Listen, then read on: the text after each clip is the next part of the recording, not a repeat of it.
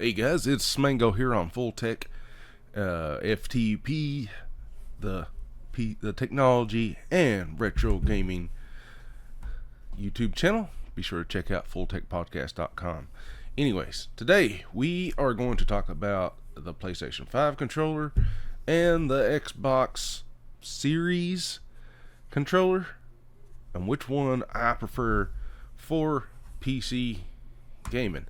Now, of course, I do have a PlayStation 5. I do have my daughter has an Xbox. I don't play a lot of console games, but there's no doubt in my mind that some games are just better with controller, like platforming, racing games. I can't stand playing racing games with a keyboard. It's the worst. But even just platforming, third person, even there's places for controllers, especially if you're playing retro games, even on a PC with the emulator or whatever. A controller is just better. Now, so let's just talk about the Xbox Series S controller. So it's not changed much since almost the original Xbox controller. It almost has, or at least the S. It's been similar for such a very long time. It always felt nice in the hand. It's small, big enough. It definitely, and they definitely improved it since the original Xbox, the Duke controller. The Duke controller was too big, but they had the right idea, putting the analog sticks like kind of diagonal from each other. It feels great. Now, there's one thing I do give Xbox a little better is the analog sticks, where it has this little dip. It's harder for your controller to keep slipping, or your finger to keep slipping. So, instance, when I'm doing something on a PlayStation 5 controller where these aren't really digged in, I find my thumb slipping a lot more, especially if I gotta go long distances. It feels slippery, and I can't stand that about this controller. It's not like it doesn't happen on the Xbox controller, because it does. My finger will just start slipping. I'm like, especially when you're going a long distance or something. It's just like your finger gets tired. It's one thing I can't stand about controllers these days. I don't know, like D-pad doesn't do that. D-pad, it doesn't do that. That's why I always like the D-pads. Like, it feels like I'm there. It's staying there. It's not moving. I can hold it for a very long time. Now, the PlayStation controller. The PlayStation controller has changed so much to me over the years. The PlayStation analogs haven't been good till the PlayStation 4, in my opinion. It is now a good controller when it comes to analog movement. But I always preferred the D-pad on PlayStation. It felt like a Super Nintendo almost. I do like the clickier sounds in the Xbox Series S more. Feel that there's no click now in the PlayStation 5 controller. I do like the force feedback on, like, these can tighten up on certain games according to the program, and the back buttons like L2 and R2, they can tighten up and get tougher, like you're holding a bow, like pretend you're holding like a bow and arrow or something, and it just tightens. I do like this. It comes with a mic now, which I absolutely cannot stand, because most games they turn it on automatically, so you have to mute this all the time. I don't know why they done that, to automatically hear what you're saying all the time. It's probably trying to spy on us, I guess. I don't know. Anyway, you got the touch pad right here, which is still great. That comes from the PlayStation 4. You got your share button, and this does something. But the cool thing about the PlayStation 4 and the Xbox Series S controllers now is that they actually both offer Bluetooth. So both a thumbs up to me is Bluetooth compatibility and easy to hook up to your PC now. Otherwise, of course, Microsoft, especially if you're a Windows gamer, it has drivers almost directly right out of the box. The bad thing about an Xbox controller is it doesn't come rechargeable. You have to buy these rechargeable battery packs, and they suck. Plain and simple. They suck.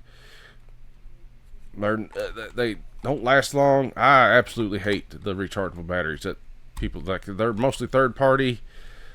I heard they're coming out with the edition, like a actual Xbox or Microsoft controller that's going to be rechargeable. Why they haven't already been doing that, I don't know. This is terrible. Sometimes you can put it on the dock, sometimes it reads. But, you know, you got a USB-C up here. Then you got a USB mini. USB mini. And, you know, that's just too many cables. Like, it sucks. Now, look at the PlayStation 5 controller. USB-C, rechargeable, cost a little more. I think these are like $79.99 versus $59.99, but by the time you buy a battery, you might as well buy a PlayStation 5 controller. You know, you do have the share buttons on here too, one extra button there. You can modify these and get mouse button clicks. Actually, on both controllers, the website does that, and I do want to do that, and I'll review that once that happens. Get more clicky sounds would be nice, especially on the PlayStation 5 controller. Now, which one do I prefer the most now? I'm actually torn. I like the grips. There's grippies on the back of the Xbox Series S controller. It feels more grippy. I do like that. The PlayStation 5's almost completely smooth. I don't mind it, but I do feel like I can hold on to this better. It's not going to be able to toss it as hard if I get beat or something. But anyway, no. I've been enjoying the PlayStation 5 controller a little more, and I don't know why. It might be the D-pad. I don't mind the D-pad on the Xbox. They're both, let me go ahead and say this, they're both fantastic controllers. Either one of them works fine to me. I've used both. I give them both an A. Now, which one you really want, it's totally kind of up to you. I would probably give a little edge to the PlayStation 5 controller now. If you could put the analog sticks into the PlayStation 5, that would be like the most perfect controller probably ever. Like, I almost wish you could put these diagonal too. Like, if you get the analog sticks, put these diagonal. I like the buttons better on the PlayStation 5, especially the back buttons, trigger buttons. Xbox has those, but they're not force feedback, I guess, and I hate these. I hate the shoulder buttons now. I don't know. They used to feel better to me, but these big buttons, they protrude out, especially the back buttons. Phenomenal. These buttons are awesome. But I give a little edge to the PlayStation 5 controller because, one, you buy it, it's rechargeable. You don't have to buy a stupid third party. Now, whenever the Xbox Series rechargeable one comes out, maybe then be able to give a little edge, but I hate the completely smooth top of the buttons. Everything's, it's like you got grippy on the back and it's all slick up here.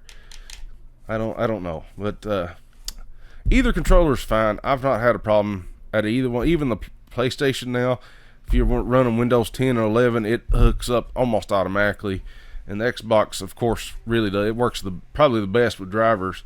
You might have to tinker with the PlayStation a little bit to map the buttons a little better, but overall, I give a slight edge to the PlayStation 5. Not much. Like I said, I do like the position. I like the analog sticks better on the Xbox than I do the PlayStation 5. But everything else on the PlayStation 5 is just fantastic. And if I could get the grips on the back too, that'd be great too. But I do want to do a mouse button clicks on maybe both controllers, and we'll review that here. If you guys want me to do that, be sure to leave a comment. I'll be glad to do it here on Full Tech. I'm looking for more stuff to review here on Full Tech. If you're a tech company that wants a review done, drop me an email or message me over on Twitter at the Smango. I'll be glad to review your product here, mostly gaming. But anyways, like I said, I give a slight edge to the PlayStation 5 controller. Slight, very slight. In my book, the controllers have come a long way. I guess we could talk about the Nintendo Switch Pro controller. It's not very good. I would give it a B at the most. It's not bad, but it's definitely not the Super Nintendo controller. I don't know what's happened to Nintendo when it comes to controllers. They just kind of gave up, I guess, making leaps and bounds when it comes to controllers. It's like they perfected it almost with the Super Nintendo controller, and then they kind of rolled the ball. Especially when we can talk about that on another day. when it comes to the Nintendo 64. I hate that controller. Anyway, PlayStation 5, a slight edge, guys. What do you guys think? Be sure to leave a comment section down below. Did I get it right? Am I missing something? Let me know. Follow me on Twitter or x.com @the Smango.